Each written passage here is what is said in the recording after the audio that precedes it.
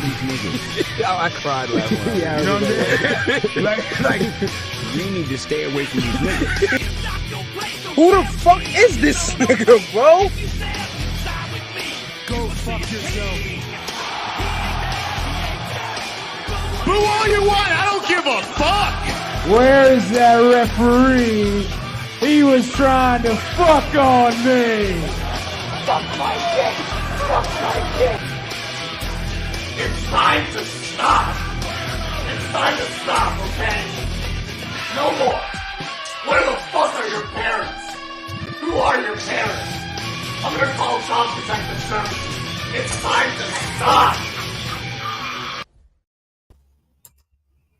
All right, and they put in goodies to all of you Ramblemaniacs, BC aliens out there, and it goes a little something like this. Ladies and gentlemen, boys and girls, children of all ages, the Ramblemania Show probably brings to you. I am your former 11-time Ramblemania heavyweight champion, Hazel the iZombie. We got the Ramblemania heavyweight champion, ProDave, on the show with us tonight. And Impact is taking place in Glasgow, Scotland. As you saw at the opening of the show, those two jackasses basically giving us another highlight show here since they don't care about the U.S. But here's what's happening tonight on the Glasgow show. This is basically before the Turning Point event, which is absolutely dumb. So dumb. So Grado will be making his return for the first time since 2018. He'll be going one-on-one with Trey Miguel. What's happening right now in the opening match is Joe Hendry faces off against Frankie Kazarian in the Glasgow Cup finals, which they don't even show us highlights for. We got Moose, Brian Myers, and Deonna Purrazzo, a.k.a. the most professional wrestling guys, those two with Deonna, taking on the returning SUBCULTURE.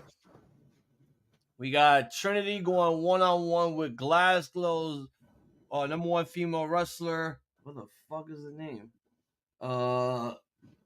Emersyn Jayne. There we go. And then in our main event, the Impact World Champion and the X Division Champion, Shelly and Sabin Motor City Machine Guns, take on Josh Alexander and Eric Young in tag team competition. But yeah, we got Joe Hendry.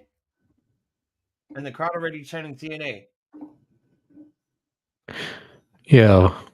Yeah. So you're telling me this isn't in fucking Chicago? You know what it is? I'm not saying that could be next week, but this is the very end of the UK tour that they did. So maybe next week that could happen. Damn. They film in advance then.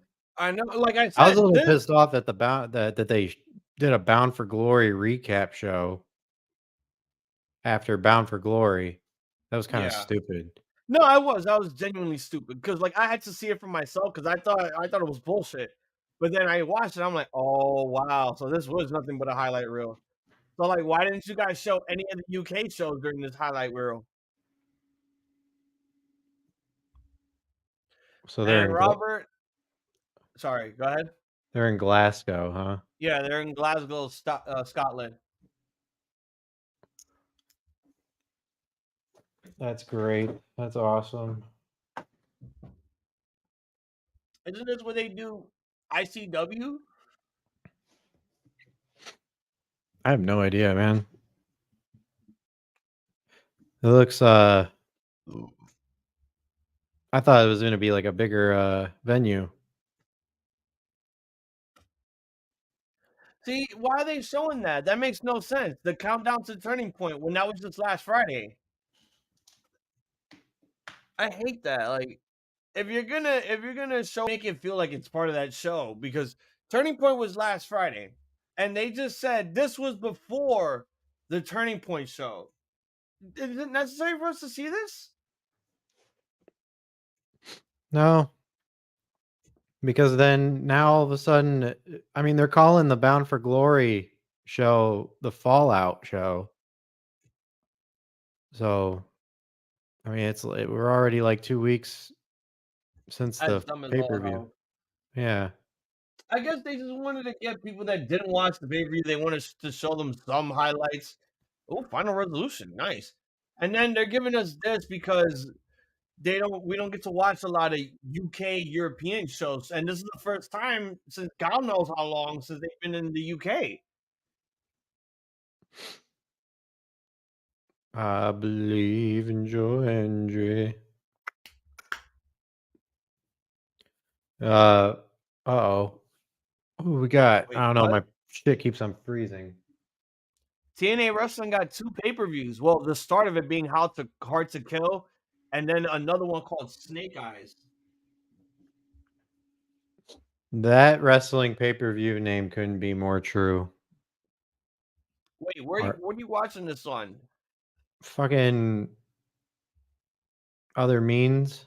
The Fight Network? No. I was gonna say you might as well use the Fight Network one because otherwise you'll be stuck watching TNA till 10 o'clock or 9 p.m. on your time. Fight Network. Go to I'll just send it to you. He's from in Tokyo. Oh shit! I just X'd out everything. Hold on. Oh, come on, man. Oh, man. Life is pointless.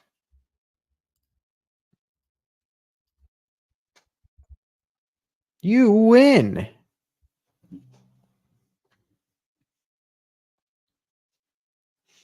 I guess if I shine the light, shine bright like a diamond. All right, I just sent it to you and which one to click on. All right. Wow.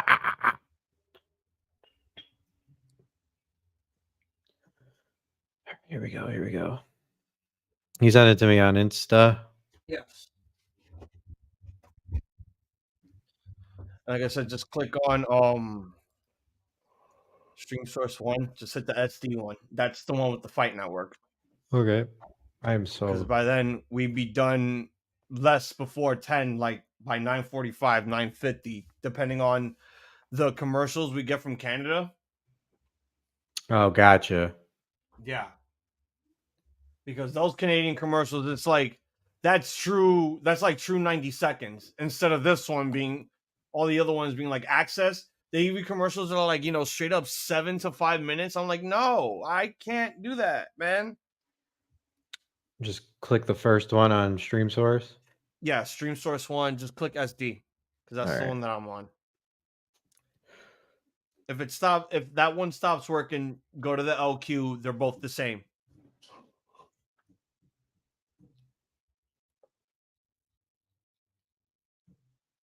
Come on, people.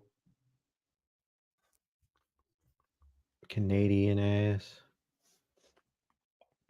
Yeah, got it. All right. Well, you want Frankie Kazarian with a side headlock? Yep. All right, we're both there. We're both. Oh, nice Dutch angle there. I like that. Nice Why is it blue though? Oh, there we go. It's the lighting. That's what it is. So 6 might be jumping on in a bit. Oh, he says he's about to get on. Okay. But that was 8 minutes ago that he texted me this. Oh, well. Do we have another screen? Or is this all we have? Can't be that. Didn't you have 3 people on here before? No, yeah, no. We did have 3 people, but I wanted to make sure that we had the third screen on here, and we do. Goddamn. Oh, goddamn, pal. That was like 12 seconds of a stalling suplex.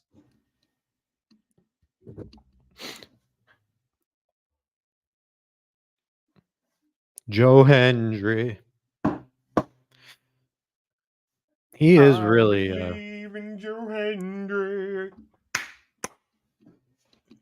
He's a one-of-a-kind superstar, and I hope, honestly, Simon Miller comes up and jumps his ass tonight. Him and Simon Miller got beef. Yeah, word. Didn't they have a match at Turning Point? Mm-hmm.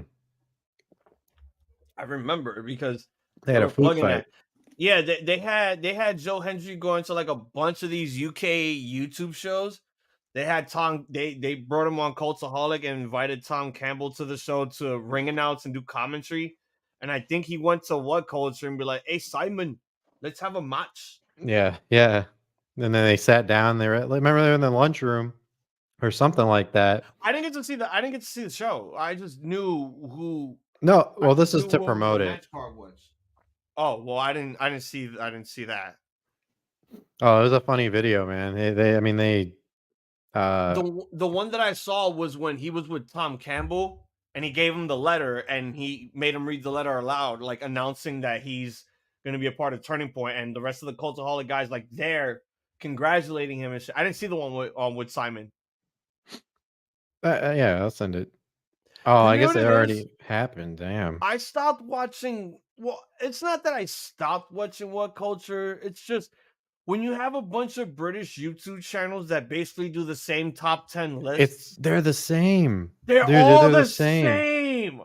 They're It all the don't matter, same. Cultaholics. It don't What matter if Wrestle it's Talk, What yeah. Culture, Cultaholic. They all have like fucking the same production. It's so yeah, it's all the weird. same. It's all the same concept. The only difference with Wrestle Talk and Cultaholic and What Culture is that Wrestle Talk does way more because they have way more channels with their board games, little parts unknown, because that's where they mostly put all their top 10s and whatever other extra stuff that they're doing. What Culture it was okay, everyone that was in Cultaholic was there and everyone stopped watching once they left. Yeah. And that's kind of fucked up because What Culture has good credibility for everything that they've done. Is just now Simon is basically the main face of that company. He is And then the only thing Cultaholic holding it together. Was almost almost about to fail because everything that happened with Adam Blampier. But then they fucking came back out of that alive and they're still growing. Yeah, fun fact, so when I was at Bound for Glory, I got to see a few people there. Shining Polaris was there. Yeah, you told us that Suplex was there. Suplex was there. And then one of the Cultaholic guys, he's a ginger. You know what I'm talking about? He's kind of heavy set. Isn't that Tom Campbell? I think it's Tom Campbell. Let me look Yeah, it up. because he has like orange red hair, I believe. Yeah, he's very gingerish. Yeah, probably. Yes, that's him. He was there too. Okay. He was sitting right across from me. It was kind of cool. You know, I think he got the invite from Joe Hendry when he made that announcement about Turning Point. I think they just gave him the invite to come through, see how Impact works, get to meet a couple of the people that are going to be at the Turning Point show in the UK. Yeah. So well, I mean that and Will Ospreay had 2 matches in the same weekend. Oh yeah, that too. So that too. You know, you got to show up for your fellow countrymen. Shit like that. And both matches were great. Oh hell yeah. I can't post any of the fucking highlights though. You know, without looking like a piece of shit for spoiling because they're not showing the fucking. You know what I mean? Oh yeah, he had another show in Chicago. I'm guessing that was the one where you got to see Sonny Kiss wrestle Trinity. Yeah, like I have all those videos ready to go, but they won't play the fucking episode. At this point, it's like I don't think it's gonna matter because they're already like you said there were people in Chicago that were at that show. Like Shining Polaris probably already posted the Sonny Kiss Trinity did. match. Yeah, that's what I'm saying. Like I don't really see what the point is when people already know what's gonna happen in the next coming weeks. They just want to get all this extra stuff out of the way that they've been doing. I just have a different way of looking at it. Like I used to be the guy that would spoil everything, but now it's just kind of like. But even with the spoilers, it's like you're getting people into that buzzworthy news stuff. because then it gets people on the edge of their seat for when that match actually happens. Yeah, I guess I could post one thing. It's not gonna hurt. Yeah, like not like everyone in your fan base is basically telling you you were at the show, post all the footage now. No, just post the one thing that you feel is necessary for people to get their eyes on later on. And that might have to be the Trinity versus Sunny Kiss match. Because that's a first time. And most likely a first time that Trinity is actually wrestling a man. It's kind of a toss up with Sunny Kiss. I mean, she or he, I mean, she's gone on record to say that she don't care whether or not you refer her as a man. Yeah, or a woman. Or a woman. So that's fair, whatever. Yeah, but yeah, technically, by technicality, that's their first time ever Men versus wrestling it. women. Yeah. For Trinity, yes. We know Sunny Kiss for wrestling a couple of women in the indies and such. Even probably Lucha Underground when he was Exolicious. Yeah. That's crazy that he was a part of that. I know. And now he's unemployed because he didn't sign a contract with Impact. No, I guess at this point he's going back to freelance and going back to the indie stuff. Because look at what they did with him in AEW. They didn't really do nothing. They didn't do anything. He was barely on TV, and when he was only there to get squashed. The only rivalry that he had in AEW was him versus Joey Janela after their tag team broke up. Yeah, that went nowhere. Sunny Kiss went and teamed with the Trust Busters, and they never used them after. Now, like, maybe 1 or 2 matches he had in Ring of Honor, but then after that, I was like, no, it was over. Yeah, he was essentially, she was essentially just used in dark, and I was like, or elevation, which, like I've said before, it's not a bad thing, but not a lot of people watch that, or they don't anymore anyway. I think that was the worst thing they did, was kind of get rid of it, because I kind of miss having indie people show up and like just get a match in.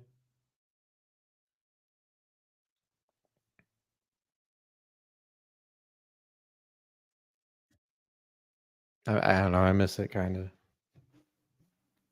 I believe. If I sound really tired tonight, by the way, it's because I am. I didn't go to bed till like 4. Wait a minute. Were these 2 guys fighting over the What Culture Internet Heavyweight Championship?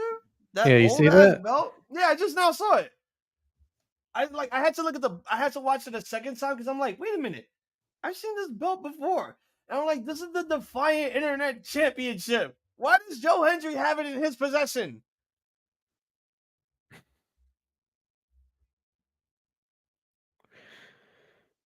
I'll tell you why I'm Oh my god, emo Brock Lesnar. Pipe bomb. Yes, this is awesome. Here in Glasgow, Scotland. Glasgow. I ain't gonna lie to you guys. This match is kind of taking forever. This match is dragging. Yo, this camera angle is so good. Why is it that the UK people can know how to do better production than these fucking people in the US? No, it's the same people, dude. No, it's not. These are different people. You've never seen this. You've never seen this type of production in the US. Look at the Dutch angles. Look at the camera work. Look at how focused they are. Look at the lighting here too. It looks good. But no, they're the same. They don't hire a new production team every time they go somewhere. I never say they hired a new production team. I'm guessing whatever they're doing now. They brought in some people from the Glasgow wrestling scene that knows production, and got them to help out. You know what this reminds me of? Now that you mentioned it, yeah, Defy. Exactly. Well, not even. I think of this as International Syndicate Wrestling. Or wait. International Wrestling Syndicate. Yeah, there we go. The IWS, that shit. Because their production is like always up close, weird angles, but it's like made like HD 1080p shit. You know what? Hold on, because I recognize the cameraman from the whatever you call it, Bound for Glory and whatever. Yeah, these aren't the Yeah. same camera guys. These No, they're are not. different camera guys. Yeah. I told you they don't. Yeah. It's not that Impact want to bring all their camera crew. They don't need to. When you know they got You people could there that could hook them up. Yeah, essentially freelancers. Yeah, like for instance, did you not see the guy that passed by with the little small miniature camera? That's what I was just talking That's a about. freelancer. Yeah, that's a different guy, yeah. I believe they're using people from the UK for production. Thank you, Yeah. W Podcast. Yes, that's what they're using. Thank you. And to the W Podcast, funny good to see you. Thank you for joining the chat.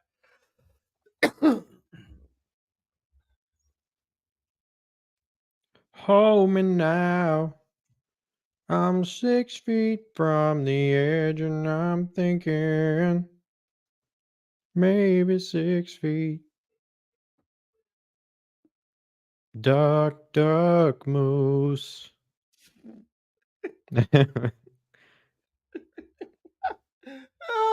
I don't like that shirt. I don't know why. Duck, duck, moose? Duck, duck, moose. Mm-hmm. I mean, I get he just changed the word goose to moose, right? But it's like, okay. I'm guessing that's what it is. I don't know. I wouldn't have any answers for that. What's up, Young Wolf? What's up, everybody? Robert and Daisy. Welcome to well, so it's true.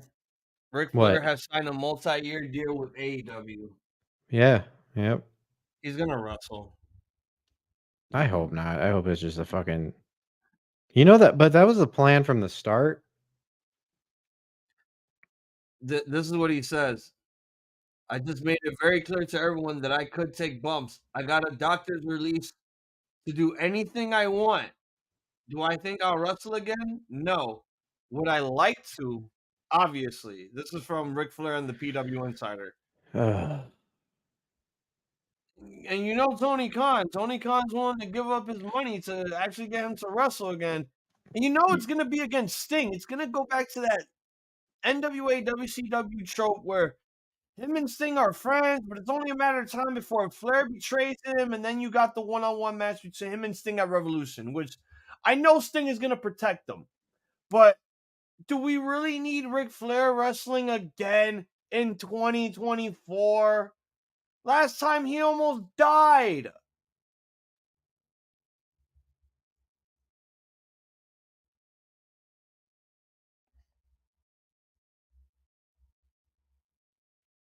I don't know, man. Like, this is getting... There comes a time where, Ric Flair really has to just, like, yo, stop. I got to stop. I have to stop. Like, I hope he doesn't end up doing that. I mean, my hope is that he just fucking manages with his son-in-law. that too, like, Andrade's there. Like, let's get that underway. If he's not with La Facción Ingobernable, let's get that underway. Let's get father-in-law and Yeah, because he's son-in-law obviously together. not there with them. He's not. He's doing his own thing, apparently. Oh, Will Ospreay.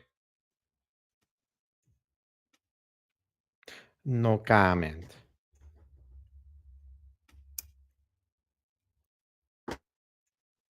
Hey, listen, no comment here, all right? I'm just going to stay out of this one. But I am going to show you this.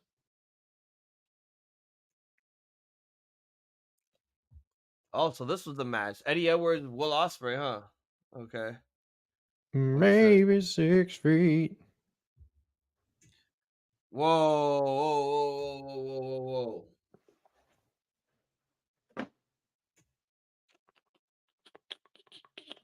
Don't say it out loud.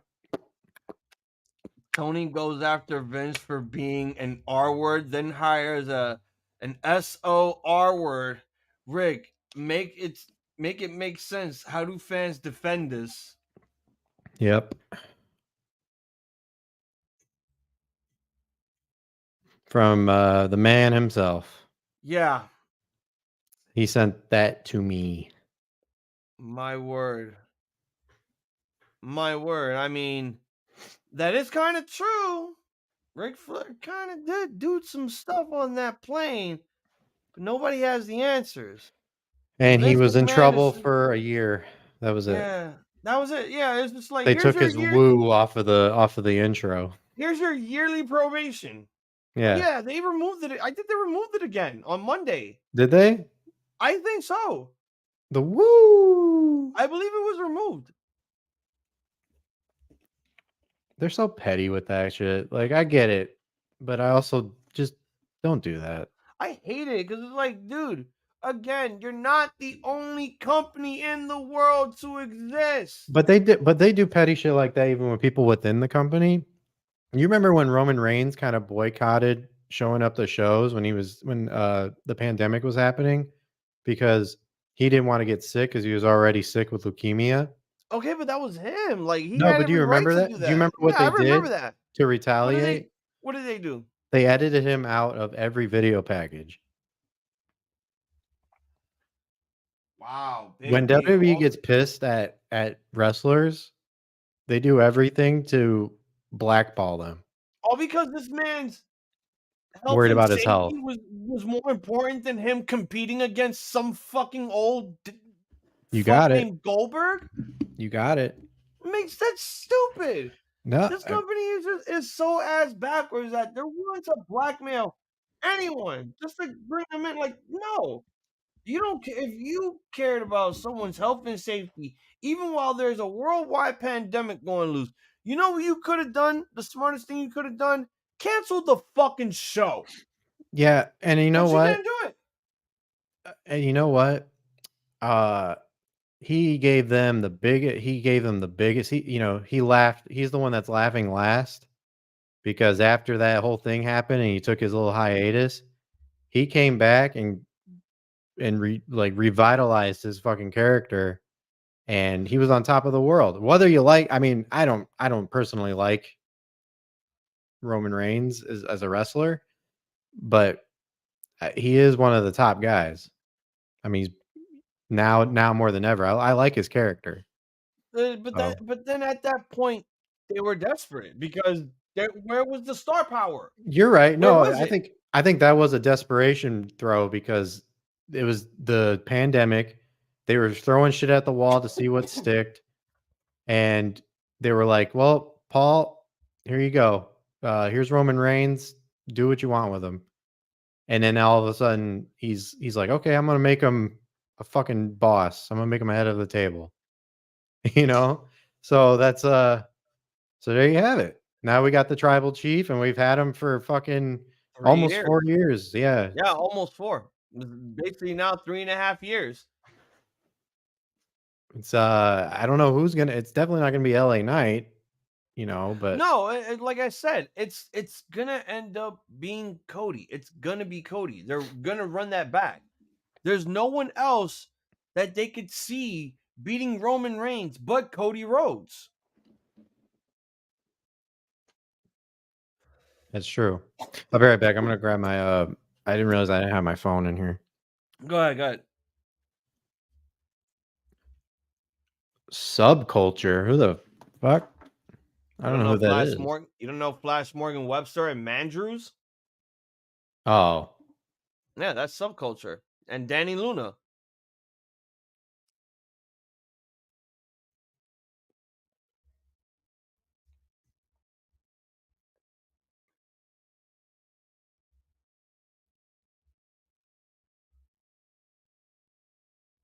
Oh, damn, Jade.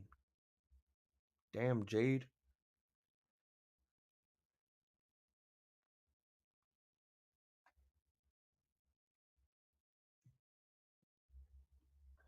I cannot believe that they really making Ric Flair all elite. Yeah, we got some birthday shouts indeed. Happy birthday, Desmond Xavier or Wesley. Happy birthday to Prodigy from Mobb Deep, David Schwimmer, Nelly, and happy 32nd birthday to Amber Nova. David Schwimmer is the tall, lanky guy from Friends, right? Yes. The pivot man. Pivot. Yeah. Shut up, shut up, shut up. This whole week I've just been watching Friends like crazy with Amanda.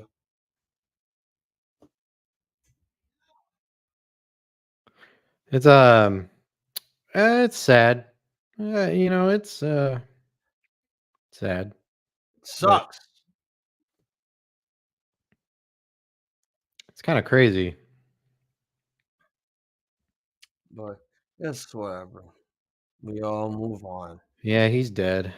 Yeah. Nothing we can do to dude. Stop that. Nope. He is dead Absolutely as nothing. fuck. We were on a break. What is that from?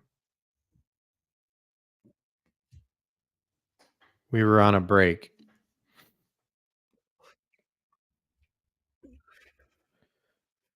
Hazel, I need your help. What's that reference mean?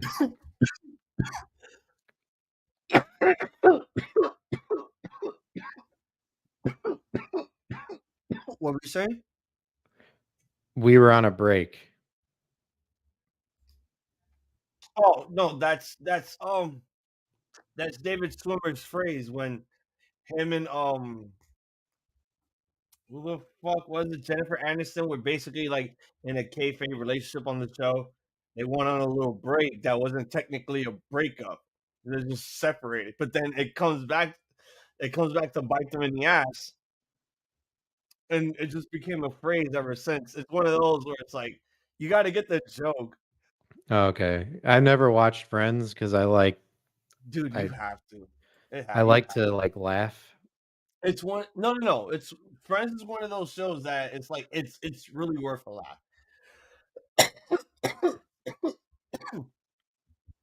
Because around that time, the 90s, they had really good writing. There was really good production. There was great acting, and the comedic humor was knocked out of the park.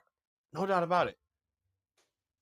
Like, yeah, there was some sucky ones. Like, if anyone watched that 70s show and then went to the 80s show right after that Oh, 70s show was ew. over, yeah, that was bad. That was bad, and I got to experience that myself. I'm like, ew, this became a thing. Like, get it away from me.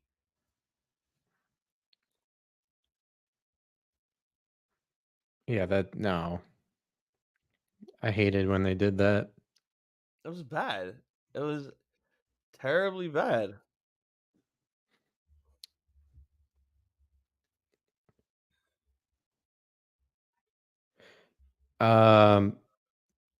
So here's an updated quote from Fightful Okay. regarding Ric Flair says he doesn't think he will wrestle in AEW, but has made it clear to everybody that. Oh, you read that to me, didn't you? Yeah, that's what I read to you. You may not be able to wrestle in AEW, but he's gotten clearance from his doctor to take bumps and all that other whatnot. If you're asking me if I want to, I have to be careful what I say because it never comes out the right way. I just made it very clear to everybody that I can take bumps. I have a doctor's release to do anything I want, like that. Do I think I'll wrestle again? No. No. But But would do I I like want to? to? Obviously. Yeah. Okay. That was what I read to you. Yeah. Okay. That's what I thought. Because like, dude. So wait, I guess you can take like small little fucking whoopsie daisy bumps here and there, but Here's my thing. Here's my thing, though. I don't care if you're a billionaire with all this money. Did you not watch Ric Flair's last match on his own show? The man couldn't get up for 5 minutes. He passed out. He's gassed out. You cannot tell me that this man is literally has a doctor's note saying, I'm good to go on taking bumps. Ric Flair should be nowhere near that ring mat. There's no. He should be People nowhere say- near the ropes. I forgot what people were saying. There was one wrestler that signed with AEW, and everybody and their mom was saying, "I see no benefit in bringing in blah blah blah." And Probably Jake the Snake. what was it? Yo, y'all can hear me? Yeah, we can Yeah, hear you. no, I'm talking about recently. Recently, Yeah, it's a younger-ish. I mean, anybody than Ric Flair is younger, but they were talking about how bringing him in adds no benefit. Oh, I think it was Christian. Oh, shut up, bro. No, it was Christian, and then we bring in Ric Flair, and that's okay because he's a legend. yes. That's Here's okay, here's 'cause what it is to me, right? He said himself that he's not gonna get in the ring. He said that if anything, like a few bumps here and there. we were just So reading that article. he's not all right. So with that being said, with that being said, come on now, man. He's just there literally just to show love and probably give Sting his farewell and kind of be like his guy. This is not it, bro. I've watched WCW my life. Yeah. I know what this man is going to do. You're trying to say that it's gonna be the last match. He said he's not gonna do it. Bro, this is wrestling. Anyone can say they're not gonna do it, and they end up doing it anyway. Everybody lies, bro. What the fuck?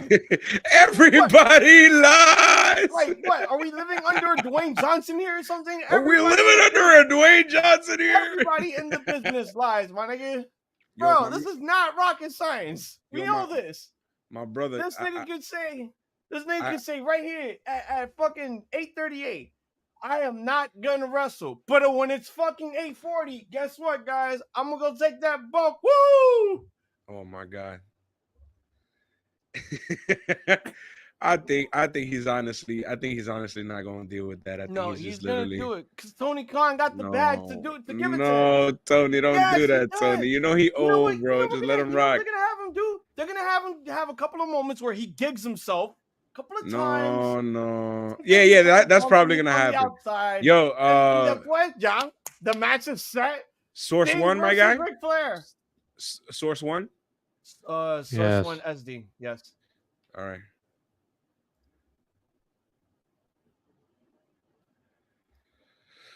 It's in Glasgow, so it's not the Chicago one. Yeah, I'm a little upset about that. Yeah. That's probably gonna be next week, maybe. Damn, I'm sorry, David. Damn, we wanted to catch you. That's probably gonna be next week. Damn. Fuck. Yeah. ECW at WrestleCade. Billy Starks versus Blake Christian for the. I got an iced coffee. If anything, I got an iced coffee. Even when I win, I lose. Deonna Purrazzo. Bro, tonight's Ring of Honor has Hazel? so many multi-man matches. Yeah. All right. I'm trying to make sure I'm. Hazel. Hi. Do you have Brian Myers giving somebody a headlock? Is that Mandrews? Yeah. Yeah, that is Mandrews. God damn, look at that camera angle, son. I told you, Dave, these are not Impact people. Bro, it looks we weird, settled bro. this. I'm not fighting with you about it. I feel like I'm watching the indie low key. I feel like I'm watching. Right? I feel like I'm watching what's that fucking movie with John Travolta where he's an alien? Battle Earth? Yep. Before you could even spell your name.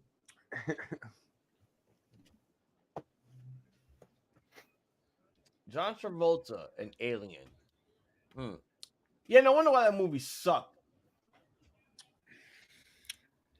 I'm in love with a stripper.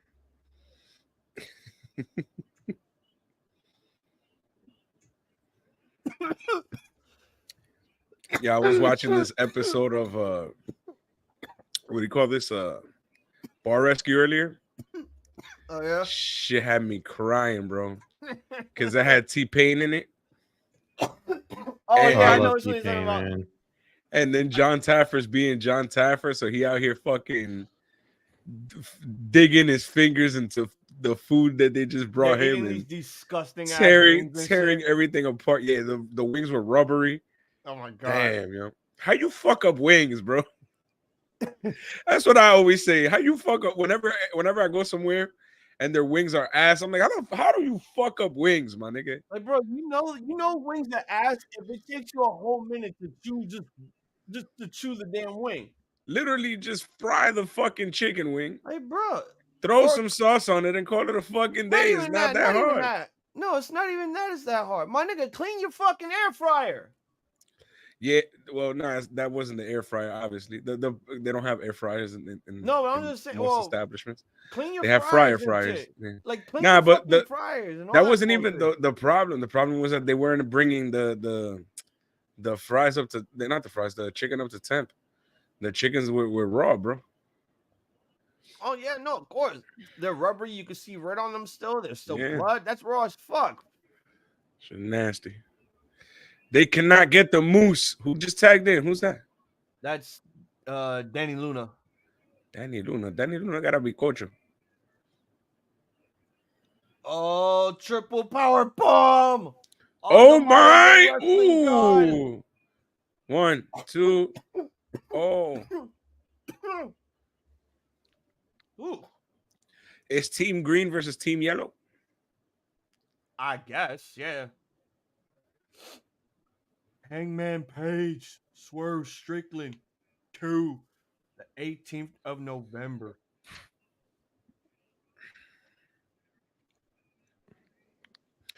Damn, I feel like I didn't even sleep. I hope tonight, after we're done with all this, that I actually feel like I slept because I've been going on these walks like half asleep, bro. Nigga. I didn't go to bed till 4 o'clock in the morning, and then I had to get up at 6. Once I got off air, I literally went, hung up my clothes, whatever food my mom left on the stove, I grabbed that shit and just ate it. My mom will be nice enough to do that from time to time. What's going on? Real quick, a happy 5-year anniversary to Kofi Winston and the Good Brother Bo of the Dirty Hill podcast. Yes, sir. Shout out to them. Happy 5 years. Wow. Shout out to y'all. Yeah. That's crazy. Yeah, they were my first ever episode. Oh god. They were like our second collab. I think our first collab was with with me. Your sports show. The first collab was with the Dirty Heels. Wait. 2020. Yeah, you did Dirty Heels first. Yeah, right? I did Dirty Heels first. So that was you guys did yours. You guys did your spurts months later. Yeah, and then we did then after that we did Kofi. Because look, it was around that time that I was like coming back because the last time I did something was when I recapped Elimination Chamber and Revolution before the lockdown. Yeah. And then after that, I was like, all right, I'm long hiatus. I think I did one Raw episode. And then that's when I did the crossover on my birthday of all things. Yeah. With the body of a god. And at that time, I was still trying to learn the kinks of everything.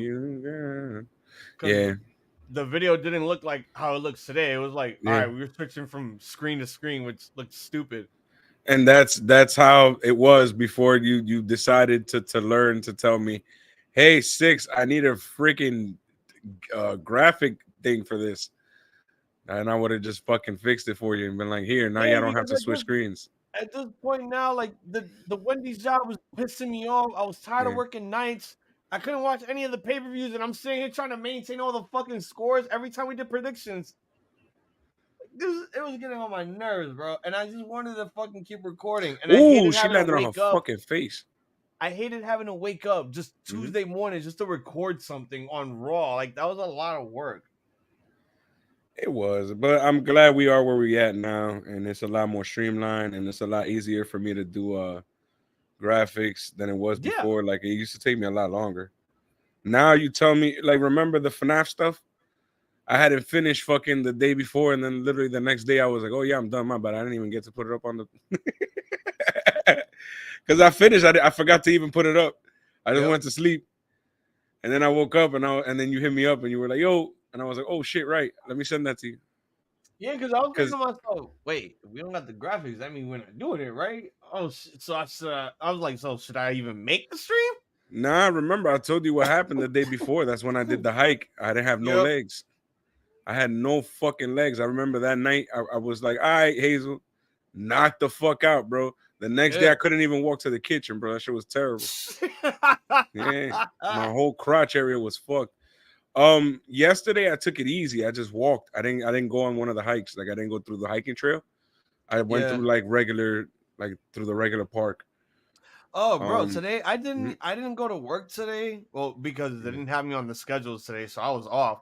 So I had at least my good 12 hours of sleep, which was, oh my God, it was fucking worth it.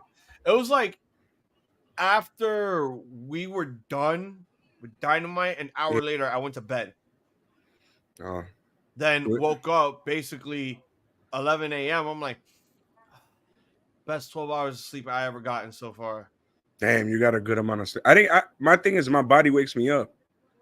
So I was tired as fuck, bro. I was so fucking tired, bro. Well, I mean, but you know I'm not gonna either way just to tell me bye and all that stuff because she goes to work. But then I was just knocked right back out. Yeah, with me is once I'm up, bro. Like it's not gonna happen. I will have to smoke to go back to sleep. Oh, so what ended up happening with me this morning was basically like I went to go fucking what you call it? I went to wake up and I ended up waking up like a fucking 4 a.m, and I was like, fuck, man, because I know myself. Once I wake up at 4 a.m, I'm gonna keep fighting to try to go back to sleep. It's not gonna work. So I tried my best to go back to sleep. It wasn't working, so I just started cleaning my room, and then after that, I was helping my mom because she's starting to put up all the Christmas decorations and stuff. So that way it's up by the time my family comes for Thanksgiving. Yeah. And then, that's pretty much it. I'm just helping her with all the decorations and stuff. My mom goes hard. The same way I go hard for Halloween, my mom goes hard for Christmas. I don't know what the fuck I'm doing this Thanksgiving.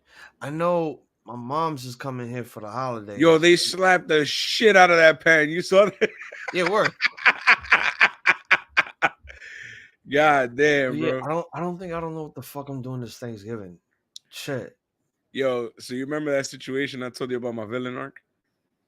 Yeah. You know what I was realizing when I was talking to, so basically, long story short, my guy where I get my ganjas, he's going to Disney on vacation with his family. Okay. So he told me to come today because he's not gonna be there tomorrow when I go pick up. So I was like, fuck. I was like, I'm about to record like literally right now. He's like, just come and then it'll be quick. So he was quick, but then when I got here, my mom was being a weirdo. And she, like, that's usually how it is. Everything decides to happen before I record. Anyways, long story short, he was having a conversation about what happened last week, right? And then he tells me, he goes, bro, you imagine, bro, that they all start like talking to each other today while you're not there? He said, "Alma un lío." And I said, well, I don't know, when Xavier gives me a phone call talking about, yo, Six, come clean your mess. Then I'll know something happened. But if not, I'm going to just stay quiet. I'm going to just stay right here and not say a damn word. I told him, I said, my boy hit me up talking about, yo, come clean your mess. Then I know I fucked up. If not, we good. We good. So far, so good. They got until 1, I think. So far, so good. If I don't get a phone call from here to 1 o'clock, I'm all right. I did good. Yep. I literally, every person I was talking to, I hope you don't get that fucking phone call. I tweaked, bro. Yeah, me either. Yeah. Well, you'll know because I'll be right here. What in the New Japan is this? Destruction in Rio Goku. But man, this is like a month late when we already started the World Junior Tag League. Oh, look at the new man, Yuya Uemura, joining now 5 Guys. It's now back to the burgers and fries. Yeah, we got burgers and fries now. I'm watching the girls, Trin and Giselle Shaw and Jordan and Deanna practicing for that little video that they were making. Oh yeah, the fucking the social media shit. I thought you were like, wait, what are you talking about? I'm watching. I'm Josh and watching. Eric Young is. Yeah, that's where I'm at. That's where I'm at. I'm saying I'm watching like the outtakes right now.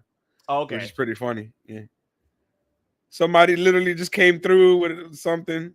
I think that was Saban. And you can see them squatting down trying to get into position. Dave, I should have asked, what the hell's in the background? You're about to knock Giselle out, bro. Goddamn. Wii Sports Resort. What you said? What is that? What the fuck is that? Wii Sports Resort. No, that's a good game. What are you talking about? I never had a No, Wii. I haven't. I never played it. I have a Wii right now. Yo, what's a good diss track? Ether. I could play something that people like know. Ether. Something that I may know. You don't know Ether? Dave? Fuck Jay-Z? No, I know it. I don't know if it pertains to what I'm doing. Go ahead. I dare you to make a diss track. I fucking dare you. I dare you. I'm doing a post with Rick. Oh. I was trying to find something that's not like that, but Piggy bank. We got Grado. Trey Miguel. How to rob. Windows Tapper. Damn near all of 50's fucking career. His entire career. Just look up any 50 Cent song and he's dissing somebody on it. Still remember in one of those, he goes, Jay's a big man. He's too big to respond on my big dick. You know, the one everybody's on. Niggas wildin', bro. 50 used to on everybody. But I think he knew. Once Jada came clocked back at him, he's like, nah, you got it. I can't touch you no more. Yo, he went hard on that song, bro. Where he goes, damn, what was it he said? He said, your daddy fucked your mama, then fucked your sister, then climbed in your bed, played with your shit up. Nigga went after Go ahead and what was it? Nah. He went after Nas. He went after fucking Fat Joe. He went after Game. He went after anybody. He went after Jada. Everyone. If anybody stepped in his way, he was shitting on him. Win, lose, or draw, he didn't give a fuck. He's just gonna spit right back at you, bro. That's like, all of them. I remember what he said to Lil Wayne, and Lil Wayne never hit him back up ever again, bro. He left it just like that. That's because I think Lil Wayne knew if he tried, he would have failed. 50 told him, you'll end up a missing person. Yeah, he said Wayne got flow, but I don't think Wayne is a freestyle rapper. I don't think so.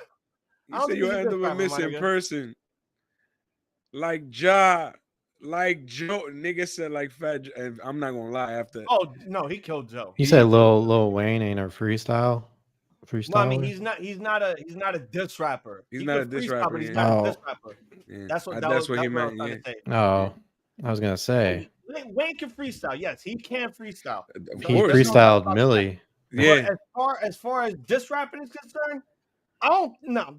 Yeah, he's not big into diss record. I don't think I've ever heard Lil Wayne actually have beef with anybody, really. There's anything on drugs? He, like I said, he almost said some shit to 50, and 50 was like, excuse me, don't end up a missing person. Like, yeah. He said like Cam, like Joe, like Ja.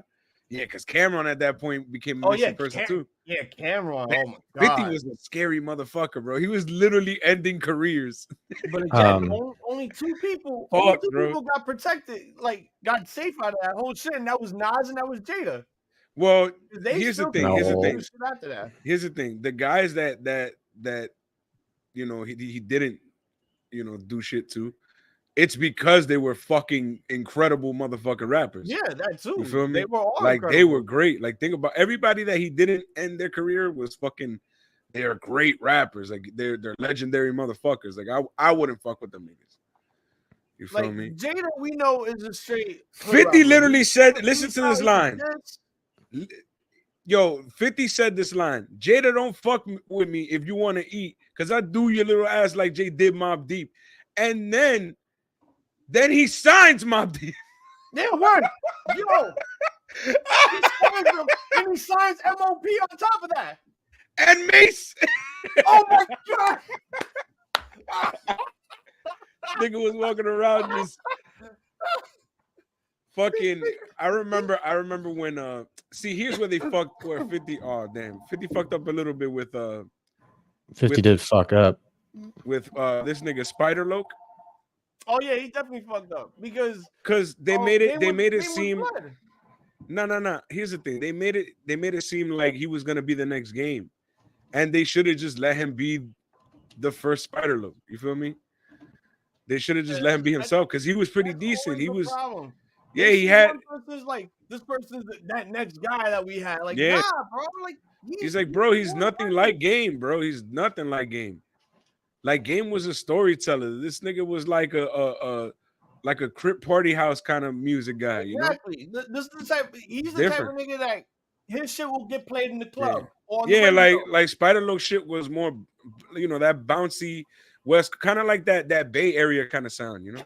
Yeah. Dave, what were you saying about 50 fucking up? Because I know you're gonna say something different from what I said.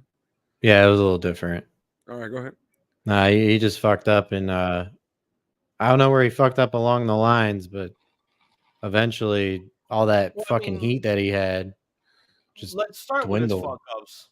His clothing line, his sneaker line on top of that was a major fuck Vitamin up. water. Well, here's the thing. Here's the thing, right? Too. His clothing line is not a fuck up because it wasn't his idea. It was Mark Echo's idea, and he got paid handsomely to get his name used by Mark Echo. Right, so he didn't fail on that. Echo's Reebok, same thing, because Reebok signed him and Jay-Z. Yep. And who signed both of them? Out of both of them. Huh? G-Unit did. No, Sean G-Unit did. Nah, the S.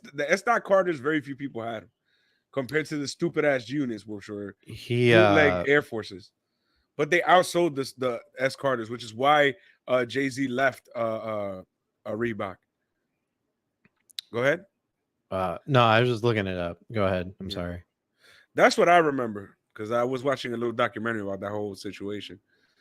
Yeah, he tried a lot of things. He really did. Yeah. He tried a lot of things. He like I said, he did the vitamin water. He was one of the top paid, like most wealthy rappers at that time. But then right around, he has one of the most played songs in history, which is In the Club. Yeah, you are right. Outsold. He went platinum the other day, I think. 6-1. The G-Unit sneakers outsold S. Carter's. Yep. See, told you. You were right about that. He went into bankruptcy. And it's a shame because he went into bankruptcy. You know how he went into bankruptcy, right? For a shoe that has 6-1 sales, they look sort of identical. Yeah, because that's the thing. They were trying to make a shoe with a similar silhouette to the Air Force One, which was one of the most popular sneakers at the time. He tried investing too. That's so crazy. Yeah, he did. Well, he tried investing in way too much shit. Yeah, that's it. He put all his fucking chips in the one. Yeah. Look at. But basically, he went through bankruptcy. You feel me? To not have to pay a shit ton of money. So at the end of the day, and I remember he said he put a picture of the word bankruptcy with his money on the ground. Like he was like, bro, it's not that I'm broke. I have my money, but I have my money. The banks don't. Yeah, that's why he went back. He earned $100 million after the people who made vitamin water got purchased because he was initially the owner. Because I remember, he sold it to Coke. He sold it to Coke. Everything was like 50 calories, 50 some Formula 50. That was the name of it. It was the pink one. Oh, man, that's some good shit. He declared bankruptcy in July 2015. Yep. So with a debt of $32.5 million. He knew what he was doing. Smart motherfucker. He struck a deal to pay $23 million in debt over 5 years. Oh my God. Filing came several days after court ordered him to pay $7 million to Lastonia Leviston, whose sex tape he posted online without her consent. The reason he did it was reportedly because she dated his longtime enemy, Rick Ross. Yes. All right. 50 was ordered to pay $17 million to headphone manufacturer Sleek Auto. 3. Holy shit. Grado wins. Grado! I remember his headphones. They sucked. Yeah, the headphones I didn't like. Yeah. They were really expensive, whack versions of Raycons. He then lost more millions due to lawsuits, and then his music career not being profitable. He still grossed $150 million, though, but finance experts have made or predicted that due to his investments and bad spending habits, including renovating an 18-bedroom mansion in Connecticut. Yep, that was Tyson's house. And buying a bunch of luxury cars, he lost it all. Yep, but he didn't lose it all because he sold most of it, made a ton of that money back, then started Power and became even more profitable than he had been before. So I don't know. I don't know either. I mean, is he? He's not as rich as he once was. He could have been even richer if he could have been even richer. Played his fucking cards right and didn't listen to everybody that told him what to invest in shit. That's true. But at the same time, he's very impulsive. But you gotta win some to lose some. And he's one of those people that I feel like in the end, he's made enough money to like never have to fucking do a damn thing in his life ever again, especially with Power, and Power still getting spinoffs. So 2005 was his year, right? Or is that safe to say? I would say that was the last year where I was like crazy into 50. After that, it was like he kind of faded off. I got into Dipset a little more. That was 2005 was Candy Shop and all that. Yeah, that was the Massacre album. But then he came back with Curtis. That sold less than Kanye domestically, but I believe he did better globally. So I believe Kanye ate him domestically, and then globally 50 did more. Then I believe after that he did Before I Self-Destruct, and when he did that one, it was more about like the movie and all the extra shit that it came with than the actual album, because the album really was more of like, it was like a hood mixtape. Like it didn't sound like a 50 Cent album. It was a mixtape, and he himself said it that for that album he just wanted to make street hits. So in 2005, he was worth only. It's hard to read this kind of graph, but he was worth only. This is so hard to read. Over $10 million, right? In 2005, that went up. 2006, that went up to $20 million. And then you skip over to 2007, 2008. This dude was making $60 to $70 million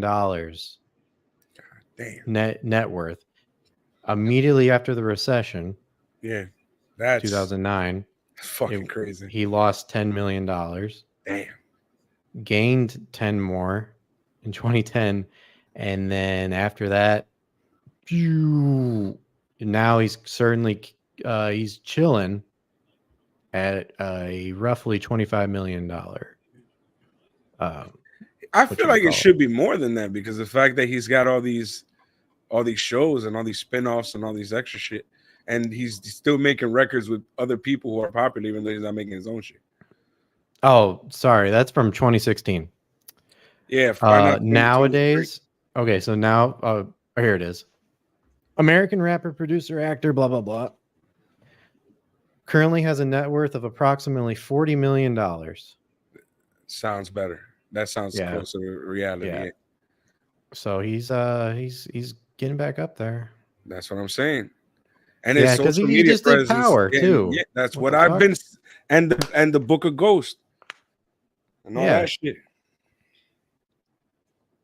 So yeah, he's getting money through acting. Yeah.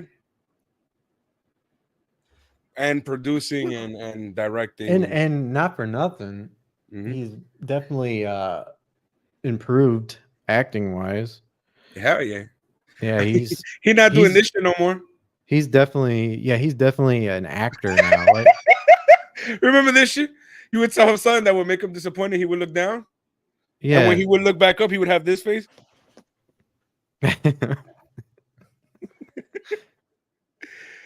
I'm telling you, he can't come out with a song. I mean, he tried coming out with a song, I guess. Not by listened himself. to it. Not by himself. Yeah. If he's by himself, nobody really wants it. But if he collabs, everybody wants to hear it. You feel me? I mean, I didn't like it when he kind of came back with that Jeremiah song. That rap Down on Me? Yeah, that rap was corny. I didn't care about the rap. I just thought the song was fucking dope. The song is dope, but I feel like you could have taken 50 out of it and it would have been okay. Well, I liked it. I liked him on it. She wanted, I can tell she wanted. I feel like without that little melody, without that little hook in the beginning, it wouldn't be the same. If it was just Jeremiah saying that part, or who knows who came up with it, I wouldn't be as into it. I felt like I liked that song. Yeah, I'm not even bugging. Yeah, I like that song a lot. I remember I used to play it all the time. And I remember it got popular to the point where that guy who used to like lip sync, he looked like he had like that Benjamin Button disease type of thing. Whoa, what? You remember? No. There used to be this like he was a YouTuber or who was lip syncing Kid 50 Cent? Kehan Cahill. I think that was his name. Oh, he died. Yeah, he did. Yeah. Oops. But he used to do. I remember that guy was really popular at the time, and he was with 50, and they did the little thing. He came in and did a cameo with him, and I remember I really enjoyed that. It made me feel good. I felt bad for that dude though. He passed away. She wanted. I can tell she wanted. She want me to push up on it for she know when I'm all on it. Yeah. Okay.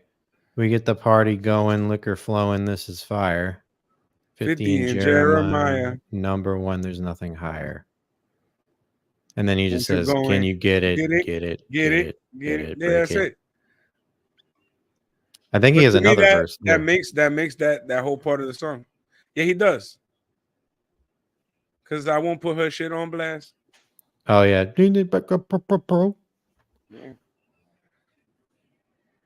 Yeah, I like that. I don't like song. I just enjoyed it. Maybe, yeah. I guess it's wholesome in a way, but like, no, it's not even. To me, it wasn't even about being wholesome. It's just I like the song. I like the way it sounds. I like it. You know. I don't know. I know everybody's always like, oh, but you know, hardcore rapper and all this shit. Like, yeah, but at the time that wasn't the shit anymore. You know, the only few motherfuckers doing that shit was the guys from Chicago doing drill. At that point, if you was doing gangster shit, you better be doing drill from Chicago. Like, that's when Chief Keef got hot and all the motherfuckers. I don't know if that shit ever went away. Old Block and all the motherfuckers. Yep. Who? Oh, sorry. Who's this? I hate asking that. Who? The blonde girl. Well, I don't know who that is. Hold on, let me. Oh shit! I didn't even fucking shit. Emersyn Jayne. I've been trying to be on point with this shit. Yeah, hometown girl. I like how they do that. They did that with Heather Reckless. Don't die, Hazel. Yeah. it's running back over here. That shit made me laugh. I'm gonna be right back. I'm trying to. Wait, don't leave. Wait. Oh, what happened?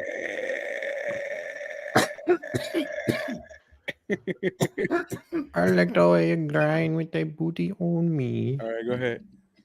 All right, I'll be back. I was trying to promote right quick so we can get more people, more eyes. 50 and Jeremiah. Don't you going? Break it. Put it down on me. Because I won't put our shit on blast. Damn. But I used to like that song. At that point, I had a few songs that I was really into. I like that one. I like that Kush song. You remember that shit, right? With Dr. Dre. That was the recent one, wasn't it? I think it was the one I was talking about. They were around at the same time, yeah. That roll up. Wait a minute, let me put some Kush up. Oh, I was thinking of Game Over. Boom, boom, boom, boom, boom, boom, boom, boom, boom, boom. That shit was fire. Blam, blam, blam, blam, blam, blam. Boom. Yeah. I was talking about the Game Over song that came out. Got you. Nah, that wasn't that. That's not. But that song was good too. Yeah. Did you listen to that? Yeah, I also there was. What's the name of that shit that was supposed to be the lead single to his new album and it never came out? The Game Over. Yeah. Not that one. The other one. That's the one. I'm about to lose my mind. Oh yeah, that one too. I'm run. I need a doctor. That's the name of it. I need a doctor. Shit never came out, bro. Yeah, he had that. He also made a song with fucking Kendrick that was supposed to be for his album, and he gave it to Kendrick because The Recipe. God knew when the fuck his album was gonna come out. Women, weed, and weather. Yeah, Dre said one more. For that. Women, weed, and honestly, that was best to be a Kendrick song. Yeah. What more can I say? Welcome to LA. Smoking weed with you. Yeah, I love that beat. Hell yeah. You know me. I'm a stoner, so every time I hear a song like that, I'm like, hey. Yeah, I'm not, and I still enjoy it. So what does that say? There you go. See, that's great. That's a good thing. That's not a bad thing. That's a good thing.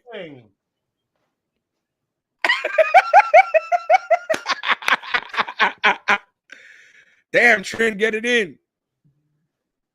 Her match. Yo, I'm not gonna lie to you, bro. The matches seem like they are alright, but whoever doing the camera work is driving me nuts, bro. This shit is nauseating, bro. A lot of camera cuts. See, when we need the ref to fucking, they're missing it. Yeah, that's what I'm saying. When we need the ref to actually look, look. Cameraman, what the fuck? When we need you to look, look. I'm running out of time. I need a doctor. Bring me a doctor. What? How did this become a fucking music? This is a hip hop podcast out of nowhere. I feel like you guys can fucking do that. Honestly, yeah. You guys could do a Come Tuesday and go back in time and talk about like fucking rapper beef from back in the day. That's true. Just for hours. And or just do your own thing. I don't know why, but for some weird reason, I have a level of expertise here. Y'all was over here looking up like what do you call it? Actual facts and data, and I'm over here like, this happened and this happened. Yeah, no, I like to look at it because I don't want to sit here and be like, it almost sounds like like if you're trying to get into their fucking psyche, because I don't know them fucking personally. I'm not gonna sit here and be like, no, I just think like he was just in this weird headspace, and it's just like I don't know. The thing with me is that I've seen so many documentaries of all these motherfuckers when I was doing music. That's fair. At this point, it's like it's like in here. It's all in here. You feel me? So all that research, it's already in here. And I like documentaries. You know what I like about that though? I can say shit and then you can state the sources, and then it makes me feel better because then it's like I'm validated, but at the same time, it's like it's kind of crazy that I had that all up in here. Right, because it's almost like because sometimes documentaries they'll miss a few facts. Yes. Just to pad a story, you know what I mean? So yeah, it's good to have that backup. I agree. Yeah. And then at the same time with me is that like I haven't just watched one. Like I've watched everybody's like everybody from that era that I liked. I really got into them. Really got into them. That the era whole situation with, like, I just go back and think about like the whole situation with Cameron and Jay-Z and how that went about. And I don't know, I like all that shit. It used to intrigue me because I used to rap. drama. No, I used to rap. So I used to think about like, damn, I got to think about like my life and like what's going to happen with me and how I got to take care of myself and how I can't, let people step on my dick and how I got to know. And then that's one of the things too. I remember I was in SoundCloud Studios and there was a whole bunch of people there doing media and stuff and talking to a lot of the rappers. And they had an interview with me and they pulled me aside and they turned off the camera and they said, yo, I don't know who you are, but you know way too fucking much. And a lot of people are not going to be happy to even attempt to sign your ass. And I was like, why? And they were like, because you know so much. How I was like, it's damn. public? No. It wasn't. I'm not talking about just hip hop. I'm talking Oh, about the game in general, like the music industry. Like they were like, you know a fucking lot. Like you're they're not telling gonna me wanna you're like do it. Nardwar? What do you mean by that? You're like Nardwar? What do you mean by that? What do you mean by that? What do you mean by that? What the fuck is Nardwar? You don't know who Nardwar is? No. Canadian know who journalist, Nardwar is. musician, journalist. Yeah. He's a very, very popular, Yeah, at least in the well, I music don't- industry, very popular journalist interviewer. in the music industry. He knows It's everything got to- about everybody. If yeah, you're not got to the know about actual if you're not the talent themselves, I don't know about you. He's pretty respectable, man. He's respected. His first ever interview was with Snoop Dogg, and then What year? Let me see. I think it was it had to have been first ever interview. Was So like 2016 was my last year even giving a fuck. as far as what? Like music, period. So I was like, What? when I fell out. Like the actual industry and what's going on the ins and out. After that, I stopped. Oh, really? Yeah. After that, I just listen to music now. I mean, he's not like that Yeah. kind of interviewer. Gotcha. He's more or less just he's kind of a wacky guy, but he just knows a lot about like your personal life, like who your best friends are, who your neighbors were. This dude gets like cool. actual research and shit. Yeah, And he does research, and then he'll give people gifts on top of it. That's So he's fucking like dope. genuinely a nice guy. He That's fucking gave dope. Snoop Dogg one of his Let me look him up. Wait, hold on. yeah, he's a good guy, man. He Good gave Snoop guy, Dogg one of his funny. old tapes. Wow. That's kind of dope. I would like somebody to do shit like that to And me. he's if I like, was dude, around. I haven't seen this tape in forever. Where did you find this? And he goes, he doesn't say where he gets anything from ever. He shouldn't.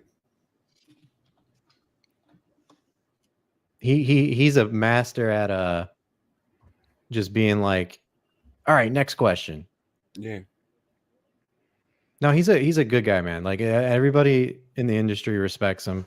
Even Hazel knows him. So yeah, he's a fucking genius. he's a genius. When Like I he said, comes I to had my interviewing moment. people, I had to let go at a certain point because he'll catch any musician at that one moment, that one question that is like, yo, nobody knows about this. Yeah, how do me you and know certain about people. that? Like, yo, how the fuck you know, bro? You Yeah, know people this? legitimately want to kick his ass for knowing.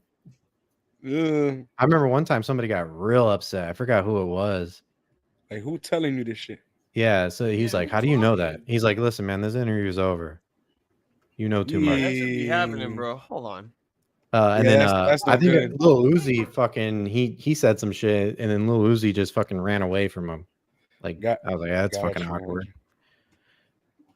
Nah, because there's some shit that, especially in the hood, that you're not supposed to be talking about.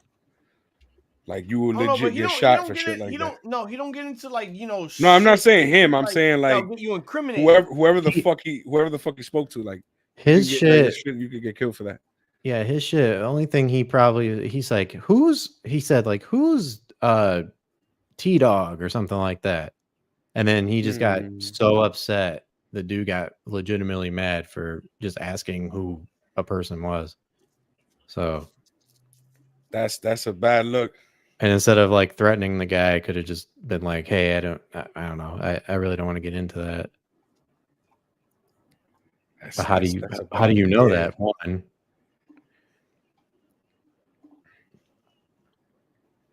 That's no good though. Like you're not supposed to be knowing shit. You're not supposed to be knowing. And then it's kind of a pain in the ass when motherfuckers actually do try to do stupid shit like that. And it hurts my feelings too, because I think about it as somebody who was an artist. If I were to if I had some dude coming up to me asking questions like that, like we turning off the cameras and you're lucky if you don't get shot after that. That's what I'm saying. You feel me? Like you're lucky if I don't fucking beat your ass in a room and then ask and like legit find out who the fuck you spoke to. I'd be like, bro, before we even begin this interview, I'm pulling you to the side. Like, look at here. There's some shit that you about to ask me that nobody knows about. You better keep that to yourself. Yeah. At this point, God, one of those questions pop out while we're recording, it's on. Yeah. At this point, people know who he is and they know what they're gonna get into. No, so he has a that very kind good, of credible reputation. Got you. See, but that's what I'm saying. I guess he's like a little bit after my my deep dives into music. This point, like at that, like I told you, like after 2016, that's when I started like getting back into dog walking and getting, you know, my life kind of back together. And then that's when Hazel hit me up, and at that point I was back into wrestling so deep that I didn't really want to fucking deal with music at the point. I was kind of upset with music because, I mean, the guys who would always advise me were right. They were like, yo, don't fucking say that you know so much. And if they present you with something, don't act like you know so much, because then they'll know that you know. Then they're not going to want to deal with you, because they're going to be like, this guy's going to be a headache every time we fucking want to, you know, get shit figured out. He doesn't even need a fucking guy to tell him, hey, don't take that deal. He's going to figure it out himself, and that's no good. Because they want to be able to, what do you call it? Not play you, but you know what I mean? Like they want to be able to like negotiate with you. That's why a lot of people who get signed don't have managers when they first get signed. Because the fact that that's how they literally look for you. It's because you don't have a manager, because you don't have the business sense. Right. And then most of the guys who do have the business sense end up making it on their own and then get their own publishing and shit like that. So, and then the guys who don't end up getting fucked and getting what I call the P. Diddy deals. And you know how many people he gave them deals to? That shit is no good. Them this is it. Not good. I want to show you this one, man. This one's genuinely the nicest thing I've ever seen.